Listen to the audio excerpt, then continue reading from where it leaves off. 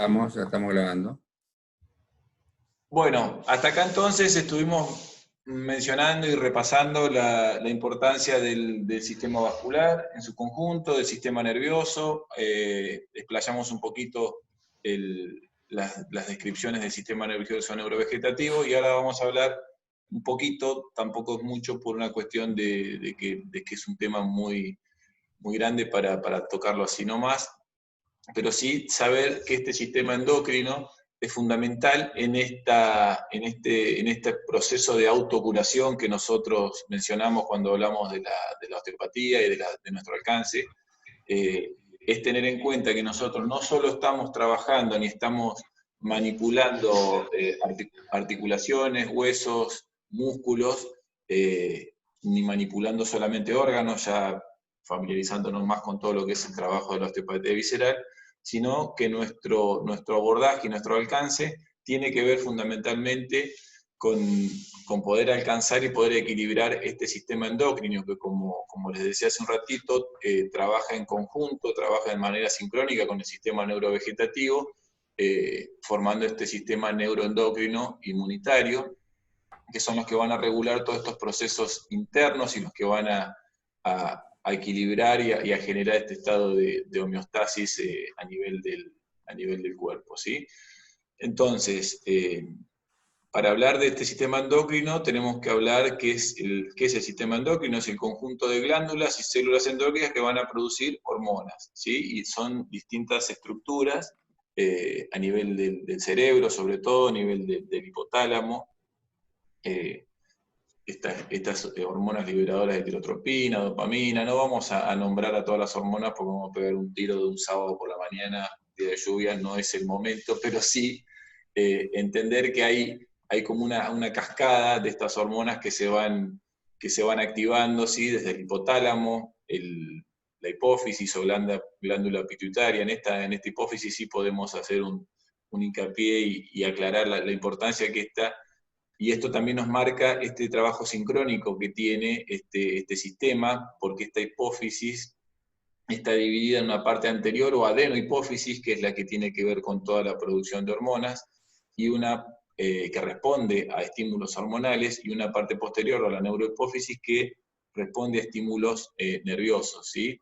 Si bien ambas van a secretar, su función es secretar hormonas que van a generar efectos en distintos órganos y en distintas estructuras a nivel del cuerpo, pero una tiene depende de estímulos hormonales y la otra depende de estímulos nerviosos.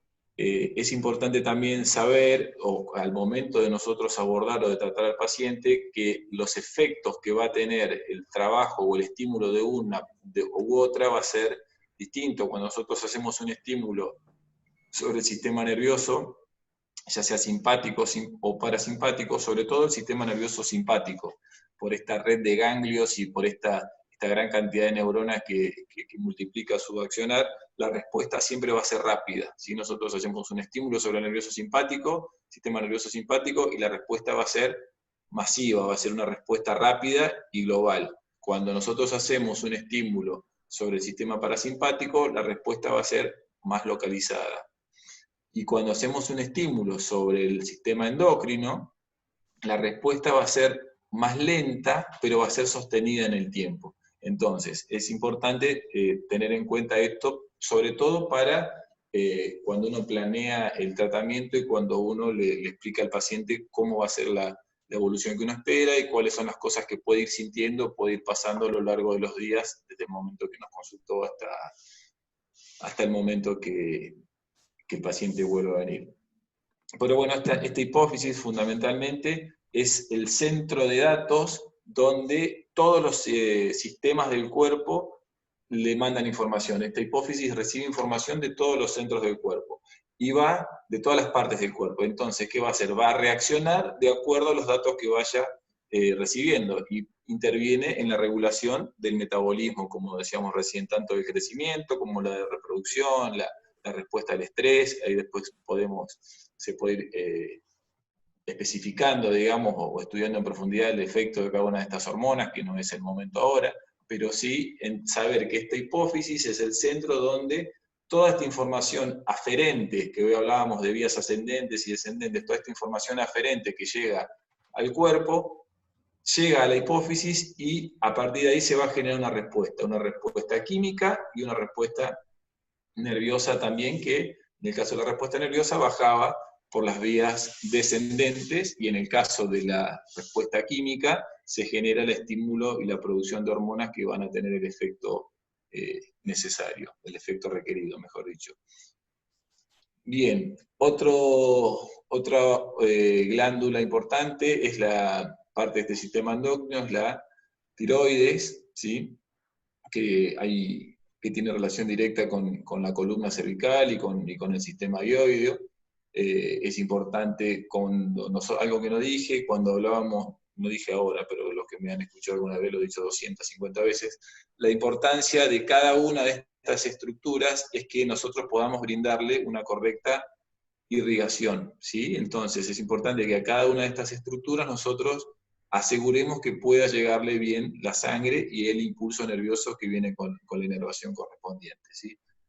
Pensaba en esto, en la cantidad de retracciones y de tensiones que tienen los pacientes en toda la cara anterior del cuello, en todo este tendón central, esta fascia axial profunda que veíamos en una de las imágenes al principio.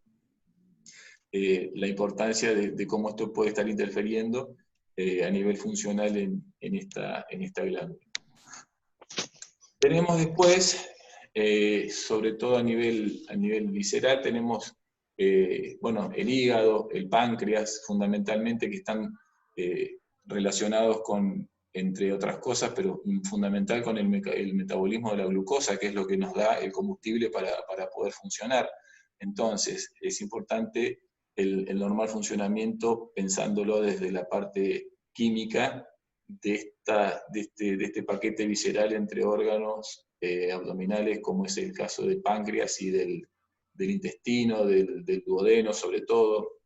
Sí, los que han pasado por la formación se acuerdan cómo está todo entrelazado y cómo muchos procesos de retracción o de congestión pueden estar interfiriendo en el funcionamiento de estos órganos. Después, otra estructura importante a tener en cuenta son las glándulas suprarrenales, ¿sí? Estas glándulas suprarrenales, porque son las que van a participar en un montón de respuestas relacionadas con las descargas directas que vienen desde la hipófisis, con este famoso eje hipotálamo hipofisiario suprarrenal. Esta glándula suprarrenal, que también, así como la hipófisis, se divide en dos, tiene dos componentes o dos partes, una parte cortical, donde que se va a encargar de producir fundamentalmente los corticoides y los glucocorticoides, como el cortisol, y va a estar relacionado con los andrógenos y con hormonas sexuales.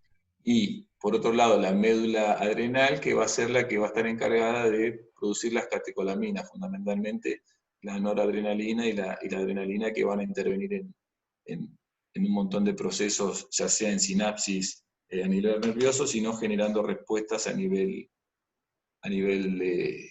sistémico por su llegada a través de la sangre. Bien, entonces, como decíamos recién, este sistema endocrino fundamentalmente estaba formado por estas glándulas que lo que hacían era secretar hormonas. Y estas hormonas son las que están encargadas de mantener el equilibrio químico dentro del cuerpo. Este equilibrio químico dentro del cuerpo, que es lo que llamamos homeostasis. También dijimos que estas hormonas, la respuesta que genera, o la respuesta que genera el cuerpo, es una respuesta que es más lenta, pero que está más sostenida en el tiempo. Y la producción de estas hormonas va a estar regulada por los niveles que haya en sangre de la misma y por el sistema nervioso, ¿sí? Por las necesidades que el sistema nervioso vaya captando. Como dijimos, en esta hipófisis era el receptor de donde llegaban todas las aferencias, entonces ahí se veía si había un estímulo químico, un estímulo nervioso, o si en base a una carencia de determinada sustancia o a algún problema en determinado órgano, se genera la respuesta con la producción de esta sustancia, ¿sí? O el impulso nervioso necesario. Entonces, volviendo a nuestra famosa disfunción somática, ¿cómo va a afectar esta disfunción somática al cuerpo y cómo empezamos hablando de disfunción somática y terminamos hablando nuevamente de disfunción somática y facilitación. Lo que ocurre cuando se produce, como dijimos al principio, la disfunción somática, esta pérdida de la movilidad o esta disfunción a nivel de segmento va a generar la facilitación. Esta facilitación, este estado de facilitación que iba a generar una respuesta corporal que tiene que ver con reflejos neurológicos y endocrinos, ¿sí? Que son reflejos que son protectores para poder compensar este déficit o este estrés de alguna manera que el cuerpo está viviendo, porque cuando hablamos de estos estímulos o estas deficiencias, estamos hablando siempre de estrés, que no siempre es el estrés, como dije hace un ratito, un estrés traumático, sino que por ahí el estrés químico que produce un problema digestivo, por ejemplo, ¿sí? Entonces, este proceso de readaptación o de salida de la homeostasis, que es el estado de equilibrio, a un estado de equilibrio dinámico, que es este estado que se llama de alostasis.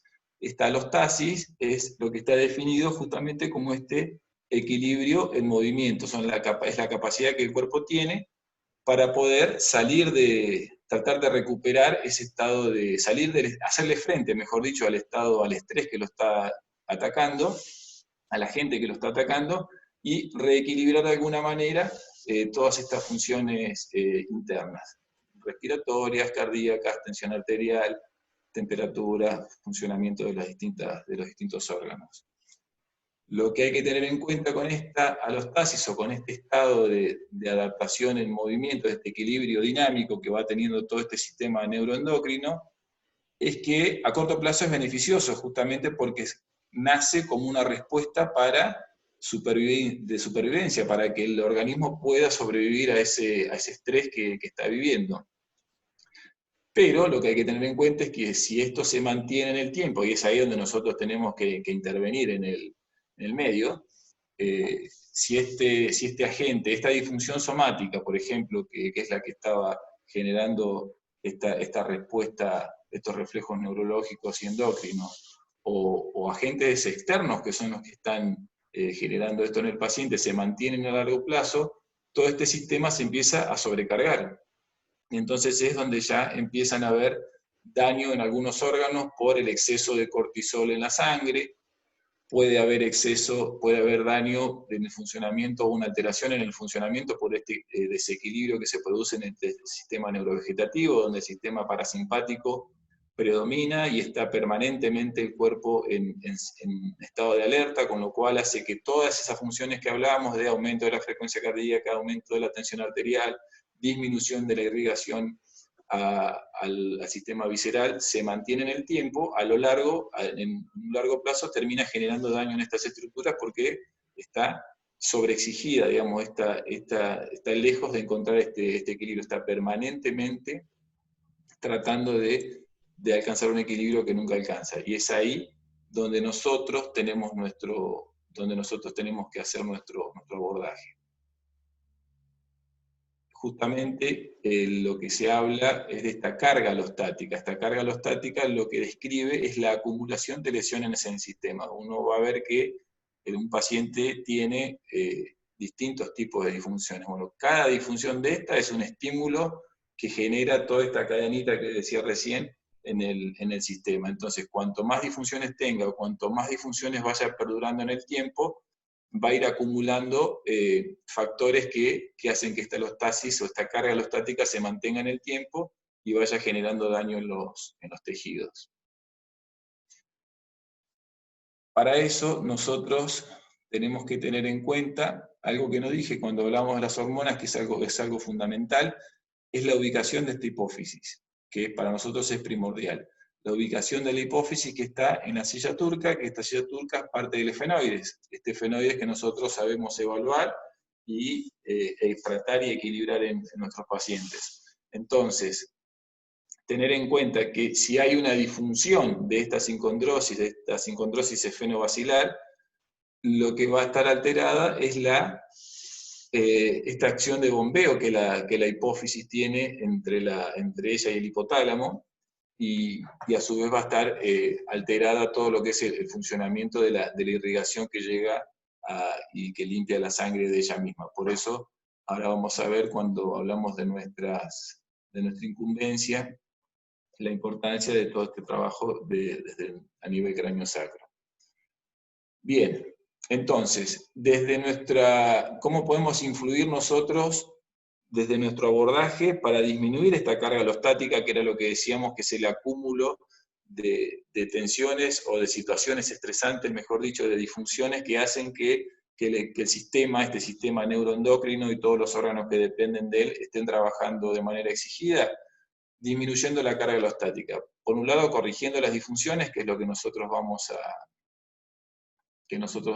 podemos hacer desde nuestro abordaje, y por otro lado, estar atentos a cuáles son los factores externos que pueden estar generando este estrés sobre el paciente. Entonces hay muchas cosas que exceden a nuestro abordaje directo, pero sugerir al paciente la posibilidad de cambio de hábitos, que incluyen ejercicios, que incluyen horas de trabajo, que incluyen posturas laborales, consulta con un psicólogo si fuera necesario, todo lo que podamos hacer para generar, romper este circuito y disminuir esta carga de estrés que el paciente está teniendo, más allá de las disfunciones mecánicas, somáticas que nosotros podamos trabajar. Entonces, más allá de trabajar sobre estas disfunciones específicas, que son de las que empezamos hablando, y cuando hablamos de disfunciones, hablamos no solo de las disfunciones vertebrales, sino de todas estas disfunciones, de todas estas conexiones y cadenas faciales que hablábamos hace un ratito, incluyendo las retracciones o las disfunciones, mejor dicho, a nivel visceral y a nivel cráneo-sacro, ¿sí? Todas las disfunciones que nosotros podemos trabajar.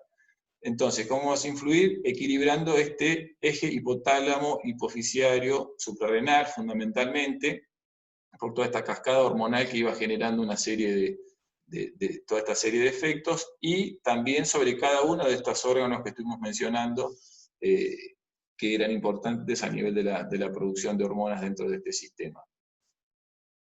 Entonces, con otro abordaje, y para ir redondeando un poquito para que no se me terminen de dormir, nosotros fundamentalmente, como decíamos, vamos a partir de una equilibración de esta sincondrosis esfenovacilar, pensando en esta relación entre este origen de la cadena entre hipotálamo, hipófisis, ¿sí? Asegurarnos de que las tensiones membranosas que rodean a esta estructura, liberar esas tensiones para que pueda asegurar un buen funcionamiento y que tenga una buena irrigación y circulación de los fluidos, ¿sí? Después también hay técnicas específicas para hipotálamo, para el hipófisis, para todas estas estructuras cerebrales que no son para este momento, pero sí saber que hay técnicas específicas para estimular a cada una de estas estructuras que están dentro del cerebro y que forman parte de este sistema neuroendocrino. También, desde nuestro alcance, pensar en la importancia, como decía al principio, de que a cada una de estas estructuras le llegue bien la sangre. Entonces, para que le llegue bien la sangre, más allá de liberar el recorrido de estos vasos, tener siempre presente a los ganglios cervicales, que son los que van a ingresar, a los que van a llevar la información simpática al cráneo y van a ir acompañando a estos vasos, ¿sí? Por eso tenemos que tener en cuenta la charnela occipitotroides, pensando en el ganglio cervical superior, y la charnela cervicotorácica pensando en el ganglio estrellado.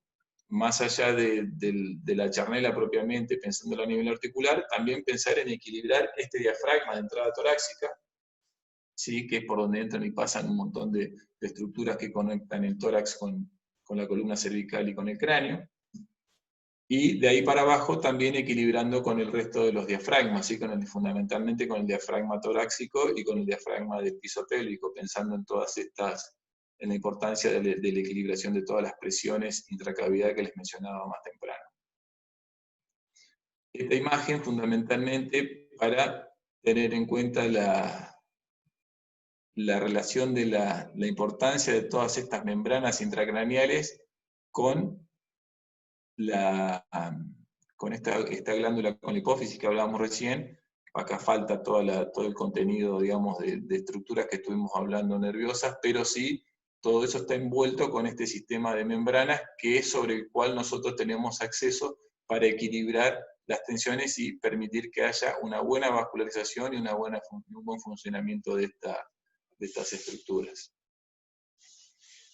Bien, tomas ejemplos, hay un montón, de cómo trabajar a nivel cráneo, sacro, trabajando sobre todo esta sincondrosis esfenomaxilar, trabajar la charnela esta cervical superior, puede ser trabajar desde la parte muscular para relajarla, o con manipulación de la manipulación contras de estas estructuras, y todo va a depender del paciente y de lo que nosotros podamos hacerle al paciente.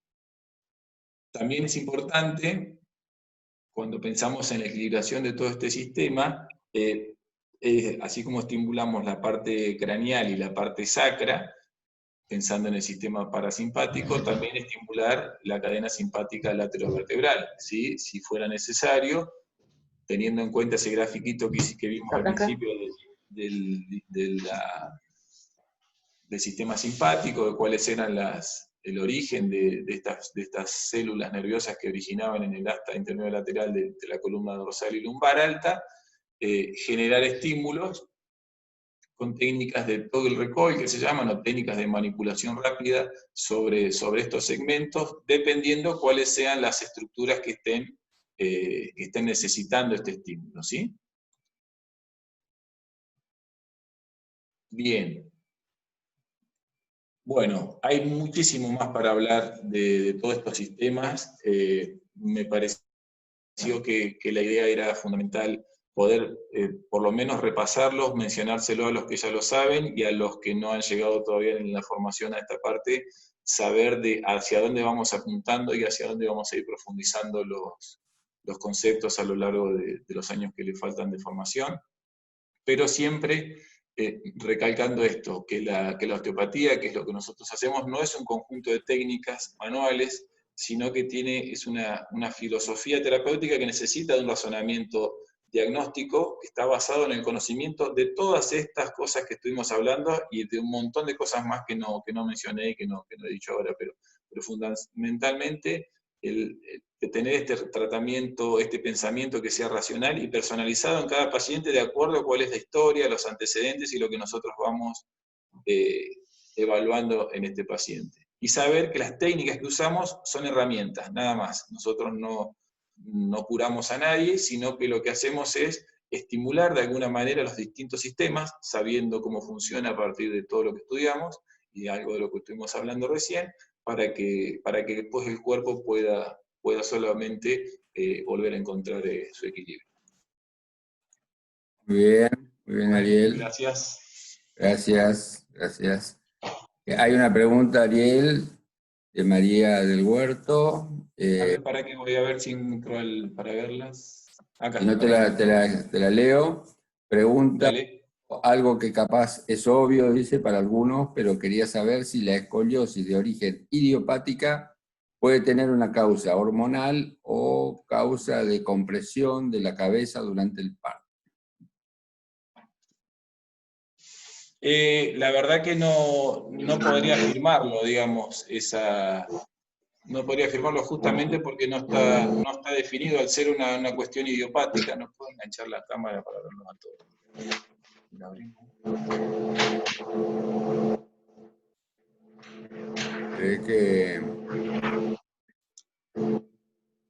No sé si ustedes pueden, Laura, Luis, quieren agregar algo con respecto a esto, pero yo personalmente no podría confirmarlo que tenga alguna relación.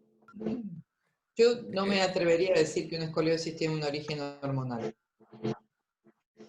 Sí, la compresión de la cabeza durante el parto puede en el desequilibrio general que va a tener el cuerpo después, sobre todo la base del cráneo, si eso se sostuviera en el tiempo, la organización general va a siempre primar la visión horizontal, entonces se va a llevar puesto todo, cualquier hueso o cualquier organización estructural.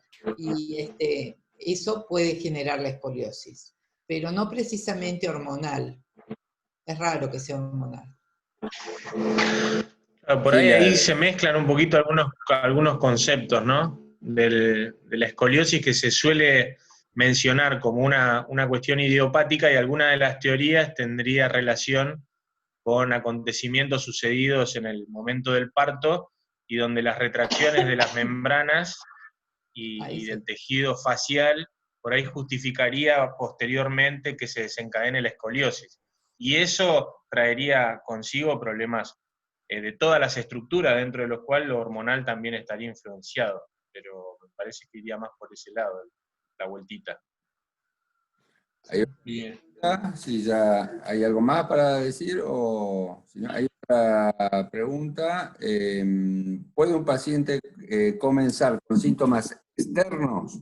Por ejemplo, sarpullido en zona del cuadrado lumbar derecho, o puede indicar problemas en hígado. Bueno, como siempre hablamos, nosotros tenemos que hacer una correcta anamnesis y ver cuáles son los antecedentes de este paciente, si tiene problemas hepáticos, si tiene problemas en algún otro órgano o en alguna otra víscera. Y siempre estar atento a descartar cualquier proceso que exceda a nuestro abordaje, ¿sí? Bien. Igual el sarpullido pregunta. es una manifestación simpática, seguro. Puede ser también de Puede algún estar bichito, relacionado, ¿no? puede ser una manifestación. Puede ser de algún bichito, pero son manifestaciones simpáticas. Pregunta Leo. Claro, pero sí. Sí. Dale. Termina No, nomás. lo que quería decir que en esos casos, digamos, cuando por ahí se nos presenta la duda si es o por alguna cuestión viral, por ejemplo, o por alguna cuestión simpática, particularmente a mí me gusta ser un poco más cauteloso en ese caso y decir, bueno, no directamente asegurarlo o tirarlo hacia el lado simpático o hacia el lado de nuestro abordaje, sino primero descartar la parte médica, descartar la parte clínica, lo cual me da tranquilidad a mí, le da tranquilidad al paciente. Ahora, si el paciente vino, no, ya fui al dermatólogo, ya fui o ya consulté, bueno, listo, ya está. Es muy probable que sea consecuencia de esta disfunción o este desequilibrio que está teniendo. Bien, muy bien. Leo pregunta, consulta, ¿cuántos estímulos son recomendados por sesión? A veces, por lo menos hablo en mi experiencia, usamos varias zonas del cuerpo y quizás termina siendo perjudicial para el paciente. Y eso pasa siempre al principio, cuando uno quiere darle todo lo que tiene al paciente, quiere ayudarlo por todas las disfunciones que tiene y lo termina cagando a palo y termina quedando el paciente molido. Pero en realidad, por eso es importante ser preciso con el diagnóstico de cuál es la disfunción primaria en este caso, o cuál es la disfunción que está más relacionada con el motivo de consulta del paciente, porque nosotros vamos a encontrar un montón de disfunciones, un montón de cuestiones en el paciente que hay que evaluarlas y hay que ver qué es lo primordial a tratar. Entonces, por ahí hacer una especie de selección de técnicas o de cronograma de planificación del tratamiento, es decir, bueno, vamos a ver en la globalidad justamente de este paciente cuál es la disfunción que tenemos que manipular o que tenemos que tratar, y por ahí después tratar de hacer todas las técnicas de equilibración de los tejidos que estén de estas zonas que hablábamos que no estén coordinadas o que no estén en equilibrio. Y bueno, a partir de ahí ir viéndolo. Pero la realidad es que con el tiempo, en la medida que uno va avanzando y que va viendo justamente esto de que muchas veces lo deja al paciente molido, vas bajando la cantidad de estímulos y vas bajando la cantidad de manipulaciones, y te acordás, uno se acuerda de cosas que ha escuchado hace mucho tiempo, que siempre dicen que en osteopatía menos es más. Entonces, por ahí no pasarlo de rosca o de estímulos al paciente, sino ir con lo justo, siempre dentro de las cuestiones que el paciente requiera, ¿no? Pero no sobrepasarnos en nuestros estímulos. Bien. No sé si está bien, Leo, la respuesta. ¿Algo más? ¿Algo más? No, preguntas acá escritas ninguna. No sé si alguien quiere levantar la mano, quiere sacar el micrófono y hablar directamente. Pueden abrir si quieren los micrófonos. Yo no salí nunca de la pantalla, por eso debe ser que no puedo. Claro. Es muy probable. ¿Cómo va a salir la pantalla? Bueno, no importa.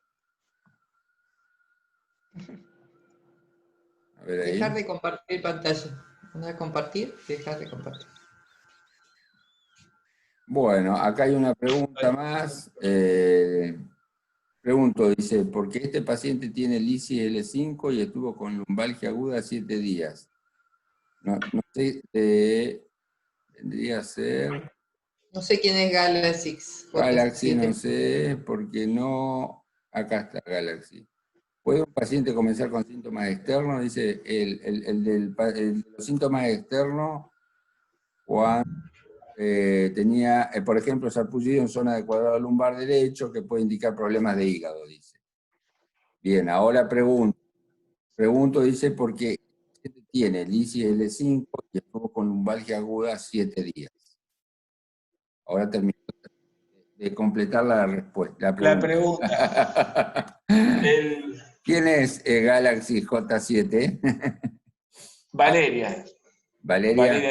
Ahí pude ver el chat. Valeria, no tendría una relación directa porque la lisis esa L5, S1 que pueda tener el paciente, lo más probable es que no sea aguda, que no sea del momento, quizás es un hallazgo al momento del paciente estar con la sintomatología, pero no hay ninguna, o al menos de manera directa, como lo que trataba de mencionar al principio, una relación directa entre este segmento L5 y S1 y el funcionamiento del hígado, ¿sí? El funcionamiento a nivel metamérico. Sí puede haber una relación a través de las fascias que conectan a la pelvis, que estaría en relación con L5-S1, con todo lo que tiene que ver con el aparato suspensorio de la vejiga, de la pared anterior del abdomen y la conexión con el hígado.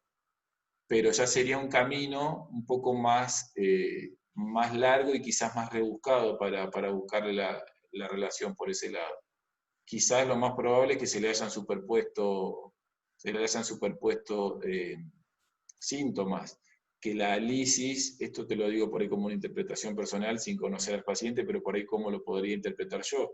Quizás la lumbalgia que el paciente tiene puede estar relacionado por un problema hepático y el sarpullido también se relacionado con ese problema hepático, y que el paciente va a la consulta médica, le piden la radiografía o el estudio que le piden y aparece la lisis. Y ahí le echan la culpa de la lumbalgia a la lisis, pero la lisis esa capaz que la tenía mucho tiempo antes de que al paciente le duela. Y el problema de esa lumbalgia de 7 días que el paciente tuvo, que terminó con un sarpullido, verdaderamente respondía a un problema visceral, ¿sí? Bien, nos Nunca hay quedan que 2 dejarse de- minutos, nos quedan 2 minutos y medio y hay otra pregunta. Dale.